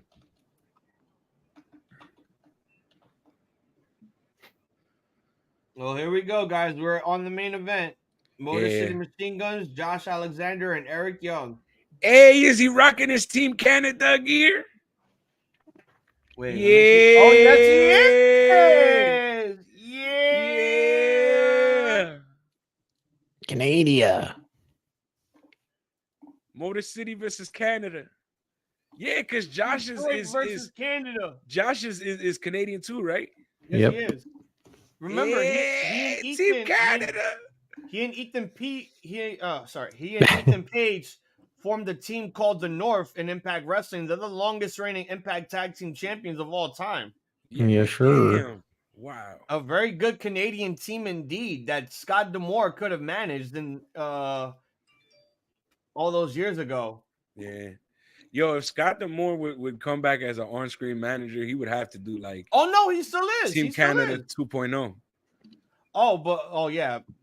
But he's still an on-screen authority figure. No, he's an on-screen authority figure, but I mean like an on-screen manager. Like manager, you know, like... Haters love it on the dogs on top. And I'm going to shine homie into my hot stuff. Yeah, no, I picked that song because we was talking about all that shit. Go in and be me. Oh, wait, not Hater Love It. I picked This Is How We Do. My bad. I knew it was a 50 in game one because that's what we were talking about. Yo, the whole situation that I fell in love with, like listening to, was the whole situation between Dame Dash, Dipset, Beanie Siegel, Jay-Z, Memphis Bleak, Young Guns, like that whole Rockefeller shit and the collapse of that shit and Jay going on his own way. Rockefeller State shit property was crazy. It was like if you go back and watch the history of that shit is crazy. Because look, Benny was about to go to jail. Mm-hmm. Benny was about to go away. Dipset was already beefing with Jay at the time after the Purple Haze album dropped. Mm-hmm. Jay-Z already became the president of the Island of Def Jam. Yep. And Dame Dash is about to go bankrupt. Lose everything. Is it Dame Daddy, Dame Diddy, or Dame Dummy? Oh, I get it. Biggie and he's Puffy. Ew. I get it. You're Biggie and he's Puffy. Ew. Nah, but Dame was trying to sell that goddamn fucking vodka shit. It's not even that. I'm gonna tell you what happened. I'm gonna tell you what was going on there. Somebody must have advised Jay-Z very young. Like, yo, at a certain point, this hood shit ain't gonna fly, and you're gonna have to learn how to be a businessman. Yeah, nigga. And if you don't learn, then it's the game is gonna eat you. And somehow Jay-Z took that shit to heart and literally told Dame Dash, like, yo, you gonna have to go. Like, you either gonna have to learn and change, or you're gonna have to go. Now, excuse me while I go cheat on my wife. You don't have a wife to cheat on. No, that's what he did. That's what Jay-Z did. Yeah. He cheated on Beyonce. Yeah. What a smart thing to do. You dumbass. Dumbass. Yeah. But there was a lot. But at least he took a painting, took it from 2 million to 4 million. Mm-hmm. And he can't wait to give that shit to all his children. Yep. That's good. I do like that. I love that song. That song is crazy. Like, I'm just trying to sell you $3 worth of game for $9.99. Like, you know what's crazy? He was saying in an interview, right? They were talking about that meme where everybody's always like, would you take, I think it was like an X amount of money, I don't remember how much it was, or dinner with Jay-Z? And most of the people were saying, oh yeah, dinner with Jay-Z, because he'll teach you how to get even more money than that. And Jay-Z, when they told Jay-Z about this, Jay-Z's like, what? That's dumb. Like, everything I've ever had to teach. He said, everything I've ever had to teach you has been on each one of my albums. Like, it's there. You can just go buy my albums.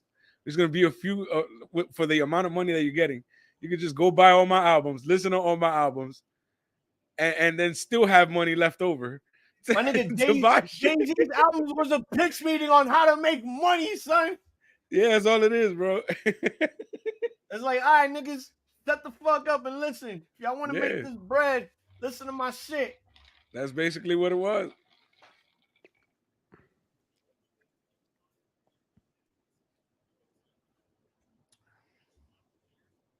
This nigga. Oh my God. That shit still makes me laugh. It's a Dame Diddy, Dame Daddy, or a dummy. Oh, I get it. You Biggie and he's Puffy. Yeah. It's like, my nigga, why would you want dinner with Jay-Z? Do you just want to be on this nigga's dick, picking his brain and shit? Like, again, how much of Big Rhymes gonna come out your fat lips?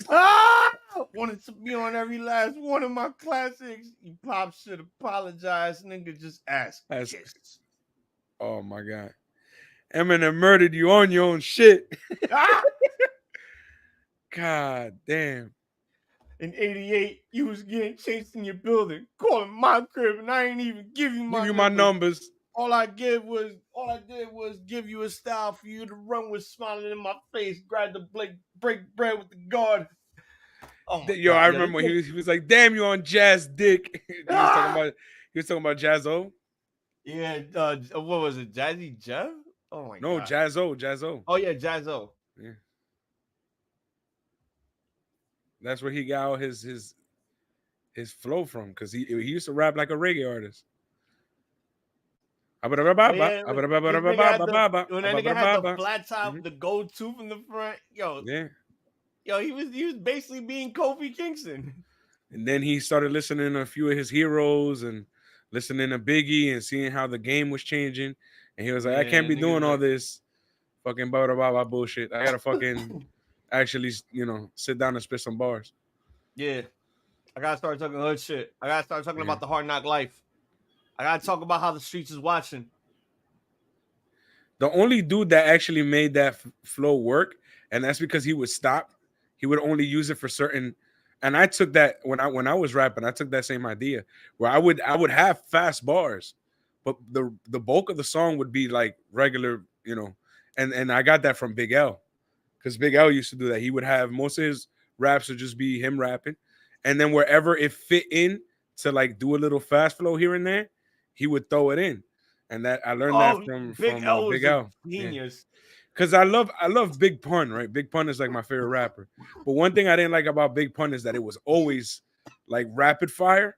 And I feel like that diminishes like what your words mean. It's like people who only in wrestling, they only do like high flying moves and fast flippy floppy shit.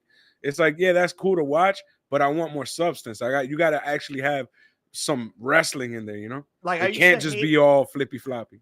I used to hate when rappers would do that one verse where the rhyme is just that one giant verse. Like they rhyme one thing and it's like they keep rhyming all of that into that one. Like, bro, that's not creative. That's lazy. That's kid work. And like, bro, you got to know where to cut it. That's all it is. Yes, you have to know where to cut it. Like, and then you know, hip hop nowadays is like everyone's just saying one fucking word and on repeat, on loop. It's like, oh my god. Thing is too, also slang now has changed to something that it's more mainstream and a lot broader. Yes. So it doesn't feel as special as it did when we were growing up. You know, like when I was growing up, everything felt special because of the fact that it was our thing. You know, it was the hoods. It was the hoods thing. You know, like if you wasn't from the hood, like you wasn't out here listening to all these motherfuckers, unless you were like one of those music heads. So you know, it's like. That's the reason why in those days, like it felt a lot more special. The culture was for us, you know, like every kid that grew up in the hood, every kid of color who didn't, you know what I'm saying, who got harassed, and everybody who grew up with parents who didn't have all that much, you know what I'm saying? That was for us. And now it's just so fucking widespread and mainstream that it's watered down. It's not.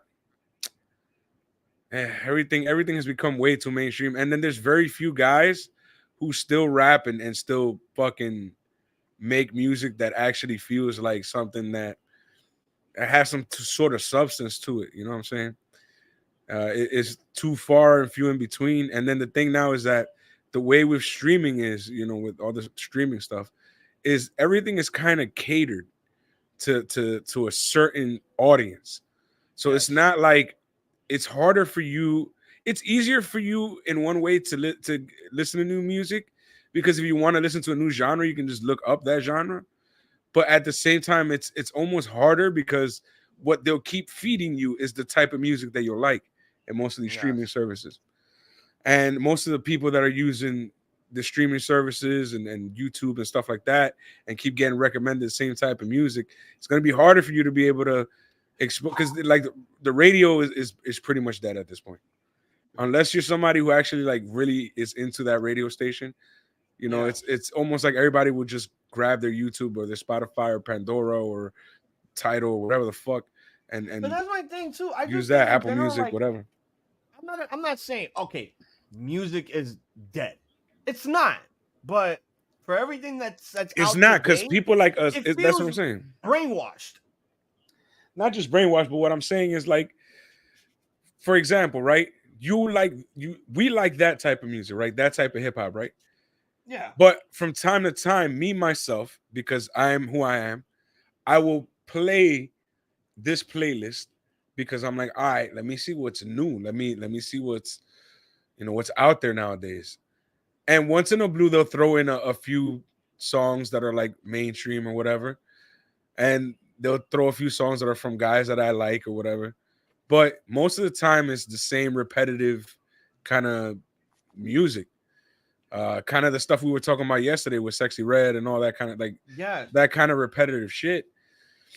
And because I remember the way I found out about Jack Harlow was through Spotify.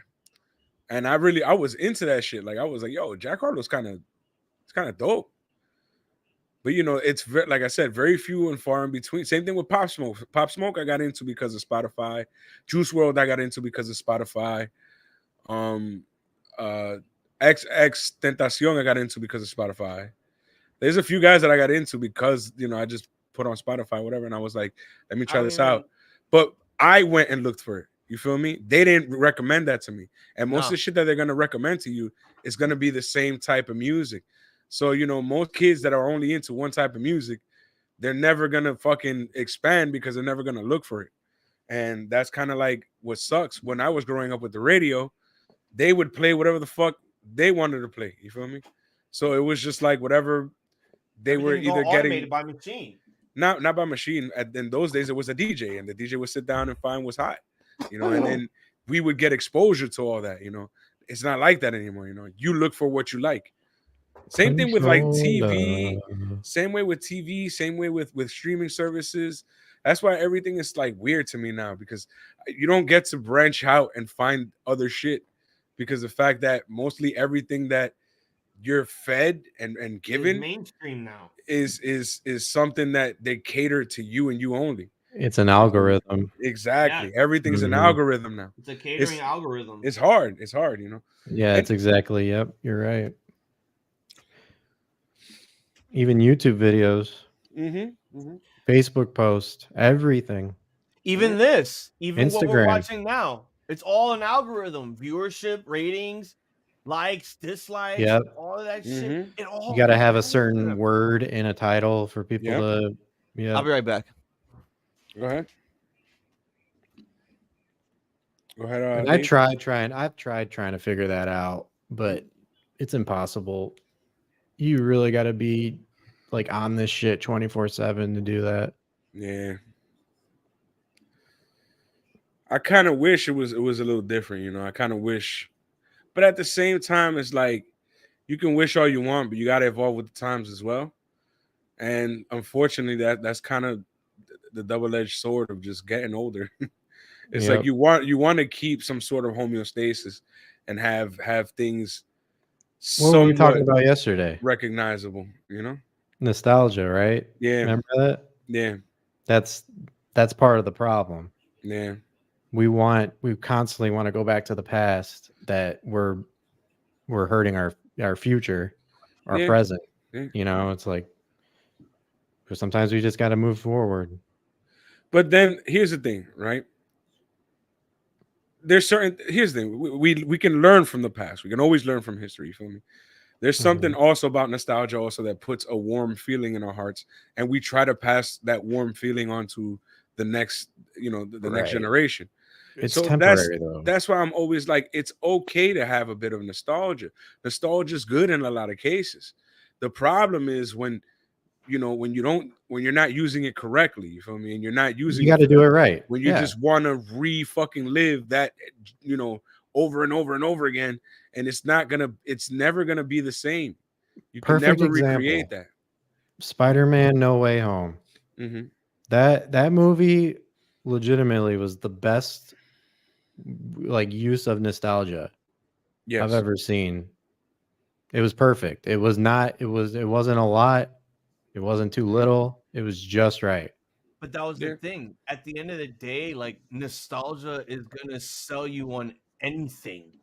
Video games, movies, music. That's what I'm saying. That's what I was saying yesterday, though. It shouldn't be like that. It shouldn't be. Like I said earlier, it should be. It should just be what nostalgia should just be is inspiration to create something new. Yes. With the same, with not the same, but with a similar feeling to kind of pass that on. I for example, one of the songs that I enjoyed that was new and it was a complete rehash of an old song was fucking Pop Smoke's Many Men. I loved his rendition of it, and I thought it was a good way to take an old song and bring new life to it. You feel me? But that's not what some people do. They'll take, like, I also like when people pay respect to like, I guess the source material, the original artist. Yeah, the source material. The original composer, basically. Like, I remember when I would write songs, right? I would be aware of stuff like that. Like, I wrote I wrote my version of Misunderstood. And I didn't just listen to Wayne's version. I listened to the original version. I listened to there was another version. Somebody else had done a version before Lil Wayne. I forgot who it was. And I was listening to that version. And then at the same time, I listened to several artists who used that beat, and I listened to like I said, the original song. And at the same time, I had to put in my own storytelling into it, and what I wanted and the story I wanted to convey. And it was actually a very personal story, and it was a true story. And I never actually say that, but anybody who ever hears Simply Misunderstood, if I didn't erase it from my page, but I think I already did. But it should be on my SoundCloud. So if it's on my SoundCloud still, you can probably listen to that. Okay. But Simply Misunderstood was one of those songs that was like really personal to me, and really personal because it was a family situation. And I took cues from every single person who made a song from that. And I feel like people don't do that anymore. They don't research the original, try to actually understand and feel. For example, do you remember what was the name of that song that Don't Believe Me, Just Watch? Was that the name of it? Bruno Mars? Uptown Funk. No, the original one. The Trinidad James version. What was it? Gold, the gold shit? Yeah, gold on my chain. Gold On my on. wrist. Yeah. So that song, right? You remember that song? In the beginning. In the beginning when it goes, damn it, and he's like, oh, it sounds like some 007 up in this bitch. I was so fucking mad when he said that shit. I wanted to go punch him in the fucking face. I wanted to, because you know where that sample's from, right? Where? GoldenEye. No, Fight Music by Eminem. Oh. So I wanted to go beat his fucking ass, bro. I remember being so mad. It sounded like some 00. Oh, yeah. It's not 007, my nigga. That's Fight Music. Yeah,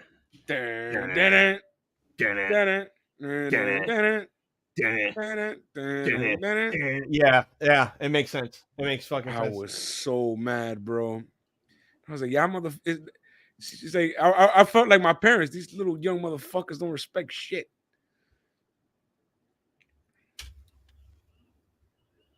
And that shit always bugged me because I was like, damn, I'm one of those dudes that if I listen to a song, I'm respecting the source material. I'm doing callbacks, you know what I'm saying? Like it's man, fuck, man. And these kids, they don't get it. Anyway. Sometimes I want to slap a kid with a Super Nintendo controller and be like, "You blow this cartridge to see the struggle that we had to go through." Basically, man. You little shit. That's how I feel. That's how I feel about damn near all these rappers. You little shit. Yeah, nigga. Blow on this cartridge. See the struggle that we go through on a daily basis in the 90s. I feel like when we were growing up, we were a lot smarter, bro. These kids ain't smart. No, these kids are not smart, bro. And don't tell me, but they all use computers. Blah, blah, blah. No, I don't give a fuck if they use computers. I learned how to use a computer by myself. First of all, you know what I mean? Like when I was a kid. This is the thing that I learned from Dragon Ball, and this feels so true. Mortals are given the divine gift of intellect, the potential for wisdom, but then we misuse it and we destroy the beauty of this creation. We don't succumb to evil. I think we are the evil because we created and splurred it with lies that we shouldn't fucking possess. I just don't like when people are just so uneducated and uncultured and don't fucking try to find source material and try to learn shit. They just keep fucking. That's the reason why I said earlier when Dave was like actually looking up, everything I was saying. It feels good because then you can validate and pinpoint and say who said what, and it's you're giving credit almost. There's meaning behind what you're doing. That's exactly what it is. Like you want to know. I was just talking about this with somebody at work. Mm-hmm. You got to know your history to understand your present. Yep. You can't just do things for the sake of doing things. Otherwise, it's meaningless. And that's where we're at now. People just do shit for the sake of doing shit. It's all clout chasing. Mm-hmm. And they've been told that's another thing. They've been raised by motherfuckers who have told them over and over and over again, just You just got to do it. You just got to do it. You just got to do it. Nothing and then matters. That's what happens. They just do it. And then everything gets watered down and nobody gives a fuck about anything. Mm-hmm. Fucking Gen Z fucked it up for everybody. Not Gen Z, Gen X kind of fucked it up for everybody. Yeah. Because they raised that generation of dumbasses who now they just want to fucking... Yeah. It's terrible. Yeah. We live in a fucking society. Because Gen Z's parents would be the boomers, right? Yeah. I mean, we're the millennials, technically. Yeah, so well, Gen Y is my bad. The millennials, Gen Y. Our generation was, our parents were the boomers. So then when we were growing up, that was Gen X. So Gen X is damn it, DX, you fucked it up. So it was Generation X that fucked it up. Generation X fucked it up. They raised a bunch of dumbasses. Facts, though. Oh my god! Everybody want to talk shit about the boomers, but the boomers raised a bunch of fucking... Well, we're very anxious, but we're the baby boomers. Yeah, they're the ones who raised us. So we're a lot, you know. We're shook and abused, but we're here. You feel me? Yeah. Because their tactic for teaching us was, the world is gonna fuck you, and we're like, oh shit. Oh damn. If you don't get your shit together, the world's gonna run your ass over, and we're like, you serious? That's why we're also fucking anxious, and we're like, oh fuck, I better get it together. Oh fuck. Gotta get our lives together. Oh shit. That's what we're all like this. That's what we're all like that. But we're at the same time, you know, we're better up here because we respect the past. Yeah. As well as understanding that we have to create a better present and a better future. I mean, a better present in order to have a better future. Yes. Meanwhile, Turning Point is tomorrow, goddamn. No, bro, that was last week. Oh fuck! Turning Point was last week. Yeah, this is all pre-tape. That's why we were telling you, like, this is not the show that we was expecting from Chicago. That's probably gonna be next week. Shit, I thought we were... Damn. What were we doing Sunday? We could have done Turning Point. We fucked up. Turning Point was on Friday. I know, but we could have done it fucking Sunday. We didn't do shit Sunday. I mean, still, I'm nah. Look, we did Bound for Glory. I think we're done with all of our Impact pay-per-views until this one, Hard to Kill, which is going to be the return of TNA. That's going to be in January. Yep. And that's basically the end of the show. Yeah, this was weird. I didn't like it. I'm gonna be upfront. It was too far a departure from the shows of Impact that I'm used to. There was no story building. It was what I would call kind of like a post pay-per-view NXT. I don't know if you remember those post pay-per-view NXTs from back in the day, or post takeover NXTs from back in the day. But I remember like the post NXT takeover, since everybody would be either hurt or resting, because they would do it like literally like the next day. So mostly everybody, they used to do that too with actual Raw. I remember Raw used to, after pay-per-view, the Raw on the next day would just be fucking flat out dead. And it was because everybody would be fucking tired as fuck, except for Mania, because Mania would be the big one. So but I remember for like NXT, that next episode, I guess they recorded it on the same day or they recorded it, whatever. But the point is, they would not have any storyline. It would just be like 2 or 3 matches, and then that's pretty much it. And that's all this felt like, because they were not, like, it didn't feel canon, so it just felt off. The camera work was shitty. Of course, the lighting was shitty. I felt like it felt like I was watching an indie show. And I don't know. I guess from Impact, I expect better than that. I expect at least an NXT level show, And it wasn't that. It was just fucking. And I don't mean NXT as in now NXT. I mean like NXT as when it was a developmental, like simply purely a developmental brand that was only on the network. Yes. Like that's the least that I expect from Impact. So being that it was just straight up like fucking kind of like indie-rific, it was just kind of meh. No story, just matches. Dave, how do you feel about this one? You know what? I do agree with you on that. They hyped it up like crazy too. I don't know if they just hyped it up because of Turning Point, but they were hyping this fucking shit up like it was like, wow, we're over the pond. Yeah, you would think they'd have something special and make it look like something. And nothing really happened. It was just matches. Yeah, and at least have their production team there, because that looked like shit, bro. It looked like shit. It looked like it was me and you holding a camera, basically. and none of us here are professional cameramen. The closest we got is me, because I do photography. That's what I. Look, I mean, I don't hate the show for what they tried to do, because it's been a minute since Impact got to show an actual United Kingdom show outside of the US on television. So it was nice to have that. My biggest issue was that it kind of looked like a glorified house show after a pay-per-view, which they reversed it here, because this show that we just watched was technically the go-home show for Turning Point. Which is terrible, because it came out a week after. Which is so bad. It's like, bro, I mean, if this was the case, you could have just presented us with some Turning Point highlights throughout the show. That way, we could go into next week back to Chicago, getting ready to see maybe Sonny Kiss versus Trinity. That's what I want. That's what I want. That's what we were expecting here. But when I was setting up this, is that Jeffrey? Is that referee Jim Corderas? Jimmy Corderas? What the fuck? Yeah. Where? He's right here on the screen. Yeah, on the screen. Oh, nigga, I turned this shit off. The show's over.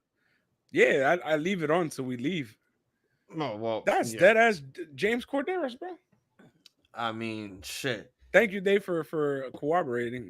Yeah, no, I kept it on. Corroborate? How do you say I again, the show wasn't bad. Yeah, the production was a little meh. Because again, the film stuff. Do it. You want to do it.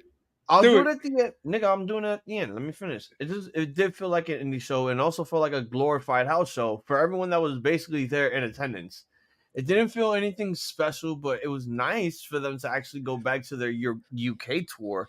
First of all, if you were going to present us with with one of these shows, the least you could have done was did it last week instead of Bound for Glory. Because hold on, wait. I heard somewhere, I don't remember where, but I could have swore that they said that they were gonna start doing what's the name of that thing that they started? That it was like Gut check. Yeah, I heard they were doing gut check again. Yeah, but that's off screen. That was like, I know that's off screen, but I'm saying that's why they were there, I think. Well, yeah, but they were there for 4 days. Maybe the gut check is like a YouTube exclusive. Yeah, I heard that they were filming that, but I'm not. Sources weren't provided, so I don't know if it's real. So. I don't know. I have to check. Because I was talking about that for a while during making Impact shows, and they were bringing that up. They kept plugging. I'm like, oh, this is coming back. This is the stuff that got that got their featured TNA stars in there, including one that I'm not gonna mention. Because he did stuff. But hold on, did I tell you about the situation where supposedly Jeff Jarrett tried to invite Jim Cornette to a taping, or not a taping? I was reading that article. AEW. He was trying to invite him to AEW in Louisville, Kentucky, and he declined, which I think is stupid. I think it's fucking stupid for a guy who talks so much shit about a fucking company, for them to be like, hey, well then, if you feel some type of way, you know what? We'll open the door for you. We'll finally let you pull up. You could come see and say whatever the fuck you want. You can talk to whoever the fuck you want, and then you can go around your merry way and we'll decide whether or not to implement whatever. But the you're fuck you come up genuinely adding more and fuel he to the just fire because everyone wants to rip his fucking head off. Yeah, and I'm sorry, I'm a Punk fan too, but Cornette, like, shut the fuck up, Cornette. Like, stop trying to fucking, because he tries really hard to be like, well, I only like these guys that I saw in the E because I was friends with them. Versus, all right, well, there's a lot of talents here where I see they can do some good stuff, and maybe we can work with this kind of stuff. And maybe you don't have to implement all the stuff that I come up with, because some of the stuff you might feel is a little old school, but some of the stuff I feel like still holds weight. You know, the thing is, I think Jim is more of a fan of the wrestlers that are more woke, that are just like, that still live on to that wrestling rules and territory. Like, that's not woke. That's just being fucking old school. Well, yeah, old school, technically. Like CM Punk being more old school than these young kids. FTR being more old school than these fucking kids and shit. It's just, you look at these guys and you look at these modern day young kids. It's like, yeah, maybe CM Punk is probably right about how Hangman Page doesn't like taking advice from some of the veterans and shit that are, in today's business. That's kind of fucked up, because like, you gotta get advice from everyone. It's not just tradition. It's not even the way of the wrestling law. It's just how things go. You want to, it's just life. You want to be able to get. You want to hear an informed opinion from somebody who's been there before. It goes back to the nostalgia conversation. Jim Cornette is one of those guys, bro. Jim Cornette is one of those guys where, instead of implementing nostalgia to help, meaning learn from your history, learn from your past, what he does is that he picks even the smallest details that no one gives a shit about anymore, or would give a fuck about anymore, things that are no longer useful, and nowadays no one would even they're completely outdated, and he'll try to take those and implement that shit even though it doesn't work anymore. And he doesn't understand what can work in this modern era versus, oh, this is nostalgic, that's the way we've always done it, that's the way it should always be, versus that shit is broke, we got to fix it. Yeah, I mean, it's something like, one thing that Undertaker is one of my favorite wrestlers of all time. But that shit he was talking about that one time where he was like, oh, I remember when everybody in the locker room was strapped, shit was better back then, huh? And I'm over here like, fuck Taker, like, you're my guy, but that's some fuck shit. Yeah, what are you talking about? Like, no, because I would like to come to work and not be stressed the fuck out, please and thank you, over somebody trying to harm my life. Like, I would rather be in a locker room where, there's video games and stuff going on, other than guys shooting up drugs and coke and people getting guns out of their gym bags. At the same time, I get what he was trying to say. Some of these guys nowadays might be emotionally kind of soft, but at the same time, it's like, I'd rather be around a whole bunch of motherfuckers who are, a bit more emotional and more caring and more empathetic, than to be around a whole bunch of dickheads who are ice cold and are only out for themselves, because I don't want a whole bunch of niggas backstabbing me. I'd rather have a supportive locker room and a supportive team than a bunch, because I mean, at the same time, I understand that sensitivity, it goes both ways. There's a certain point where you don't want to be so sensitive that you're driving everybody insane because of the fact that you're only worried about what hurts you.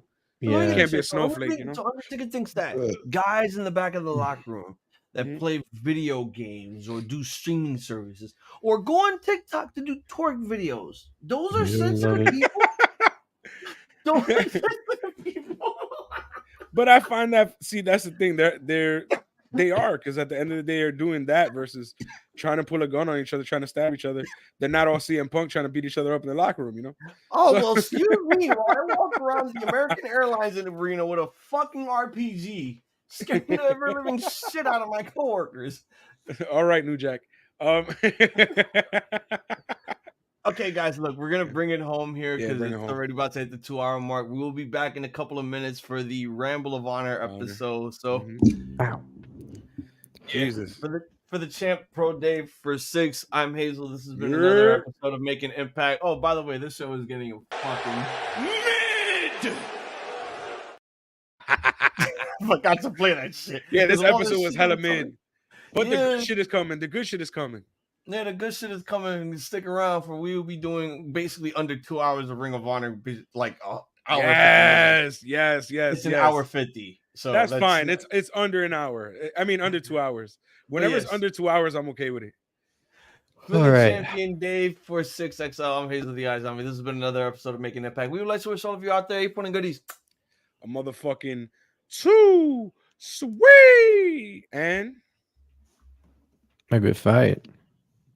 And a good night. Go fuck yourself. It's time to stop. It's time to stop, okay?